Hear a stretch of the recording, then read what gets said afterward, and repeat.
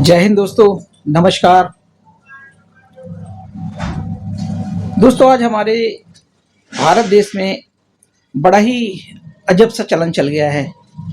हमारे देश के लोगों में जहां राष्ट्रभक्ति की भावना तो जग रही है, लेकिन हमारे देश के नेता, ऐसे नेता जो बिना ही किसी कारण के राजनीति में हैं, ऐसे नेताओं के कारण समाज का अपमान होता है।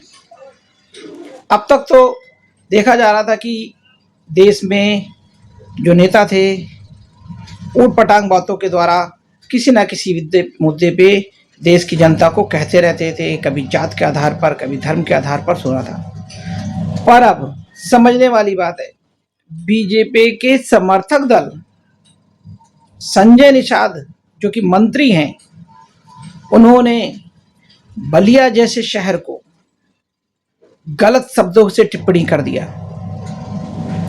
यह वह संजय निषाद हैं जिनको यह नहीं पता कि बलिया से ही क्रांति शुरू हुई, एक अलग क्रांति। पूरे देश में क्रांति चल रही थी, पर मंगल पांडे जी के द्वारा ये क्रांति बढ़ाई गई। तमाम प्रभावी क्रांतिकारी बलिया से हुए।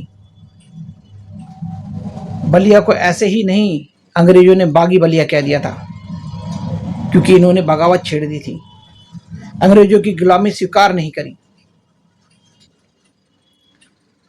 और संजय निषाद जैसे निहायती बदतमीज, किसी तरह की सामाजिक शिष्टाचार जिसके अंदर नहीं है, ऐसा व्यक्ति मंत्री बना बैठा है बीजेपी में। ये बीजेपी के लिए शर्म की बात है। ऐसे मंत्री पर तत्काल इसको अपने संगठन से हटा देना चाहिए बीजेपी को। बलिया एक जिला ही नहीं है, बलिया एक क्रांति का नाम है। बलिया के लोग हमेशा दूसरों के सम्मान करते हैं। उनके अंदर राष्ट्र भावना जैसे कूट कूट के भरी है।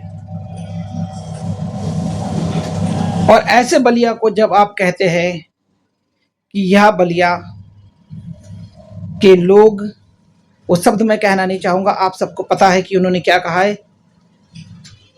बताइए, शर्म आनी चाहिए उनको और माफी मांगना चाहिए पब्लिक प्लेटफॉर्म पे। पब्लिक प्लेटफॉर्म पे माफी मांगना चाहिए और ऐसे व्यक्ति के राजनीतिक दल से जनता को दूर हो जाना चाहिए। ये पहली बार नहीं है कि संजय निषाद ने गलत शब्दों का उपयोग करा, ये हमेशा करते हैं। बीजेपी के ईवीएम एजेंडे के तहत ये सत्ता में अपने विधायक बना ली हैं, पर दरअसल समाज में इनकी छवि नहीं। खुद इनके लोग अलग अलग प्रकार के संगठन बना करके इनसे अलग हो रहे हैं। इन्हीं के लोगों ने नाना प्रकार के संगठन बना लिए इनसे अलग होने के लिए, और इनको खुद नहीं मालूम कि इनका जनाधार गिर गया है। पर ईवीएम की मेहरबानी पे ये मंत्री बने हुए हैं, ये जीतते हैं।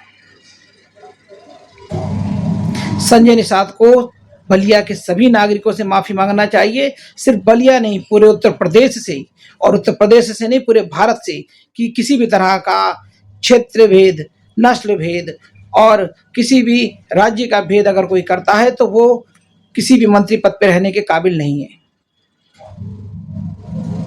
ये भारत की मूल भावना का, भारत के संविधान की मूल भावना का तिरस्कार है।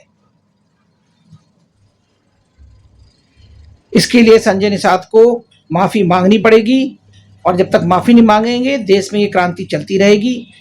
और योगी जी से विशेष निवेदन है कि कृपया करके ऐसे मंत्रियों पे लगाम लगाएं, जिससे कि देश का सौहार्द बना रहे, राज्य का सौहार्द बना रहे, और बलिया वासियों का जो क्रोध चरम पर है वो शांत हो जाए। मैं आदर्श संग्राम पार्टी की तरफ से सभी बलिया निवासियों से निवेदन करता हूं कि आपकी इस क्रांति और अपने जिले के लिए जो आपने आवाज उठाई, इसके लिए मैं आपको सत सत नमन करता हूं। और ये बात मुझे याद दिलाती है कि वाकई में बलिया बागी के नाम से इसलिए जाना जाता कि इसने कभी अपने देश का, राज्य का, जिले का तिरस्कार बर्दाश्त नहीं करा। और संजय निषाद जैसे तानाशाह जो बनना चाह रहे हैं बलिया को कहकर, इनको घुटनों पे आना पड़ेगा।